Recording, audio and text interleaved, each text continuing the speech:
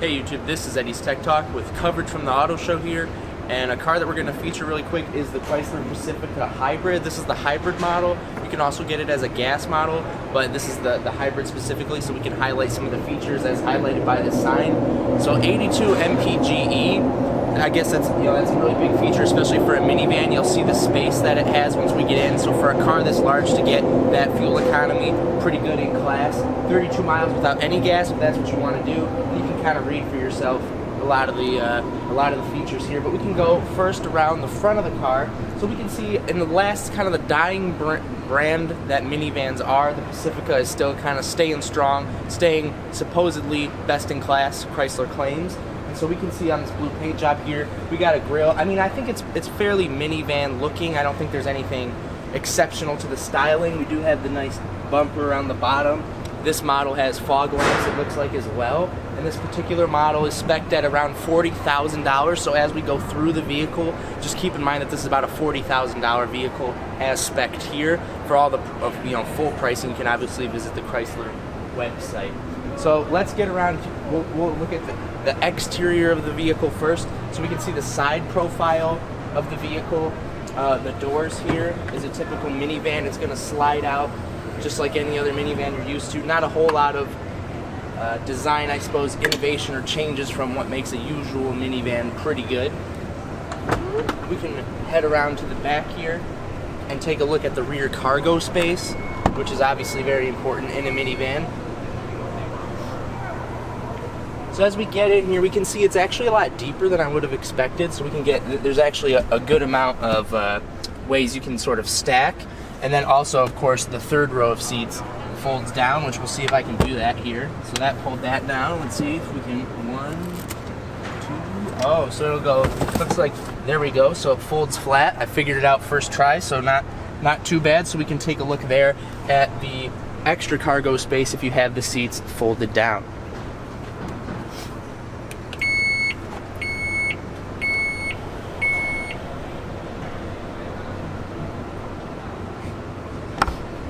So we'll head around now to the driver's side, see what it's like to drive this minivan, as I would say the mom mobile, around all the time. So as I get in the vehicle here and I try to adjust it to my driving position, I immediately notice that I feel a little far back. I think it's maybe a more European design, but I feel a little far back from the front of the vehicle, but I don't have any visibility out over the hood, so the hood's not blocking my view like it would in a lower seated car or anything like that. The transmission here, it's a knob, so there's a lot of room down in through here because the transmission is all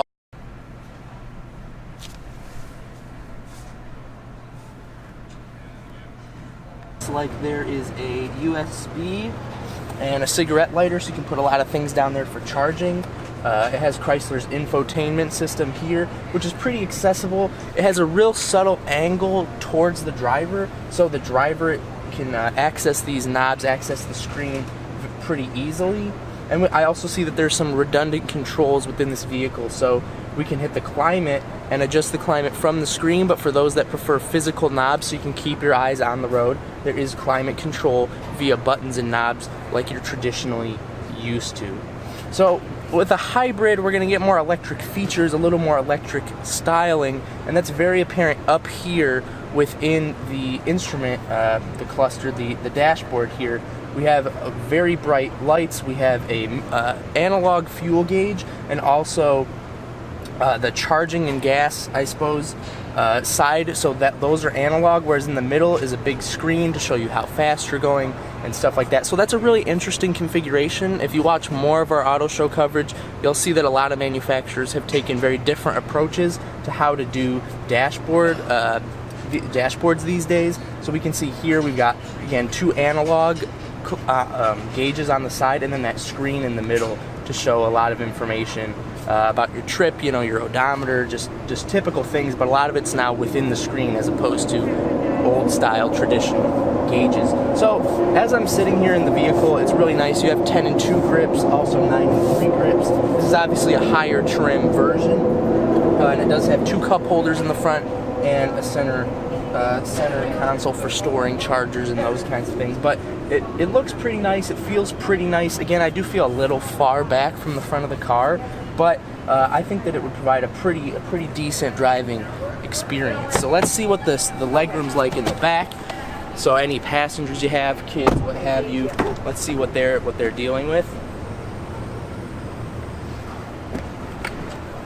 So this is a higher spec model, of course, so we have a screen back here, but in any case, you can see that there's just a ton of legroom. So that was pretty close. I'm 5'9", and that's pretty close to my regular driving position with that seat.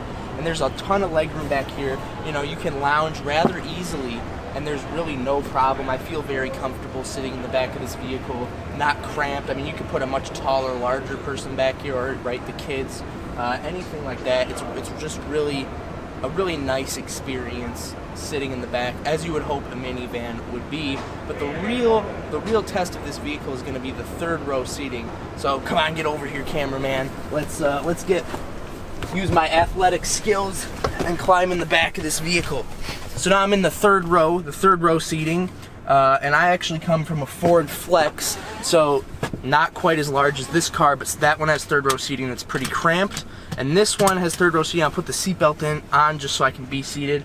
This third row seating seems pretty good as well. This seat's definitely further back than that seat, but I still have an okay amount of leg room. I don't know if I'd want to be back here for an 8-10 hour road trip, but I think even maybe a 4-hour road trip. You know, my knees aren't hitting the seat or anything, and you can see there that there's a lot of room for that seat to go up, so if your passenger could maybe move this seat up for you.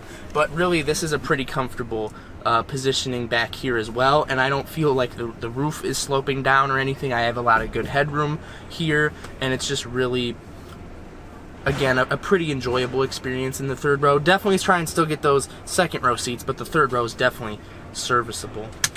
Alright, so let's get out of the car here. So this has been the Chrysler Pacifica. This is the hybrid model, again, spec'd at around $40,000. Let us know what you think of this in the comment section down below, guys, and I'll see you guys in the next video.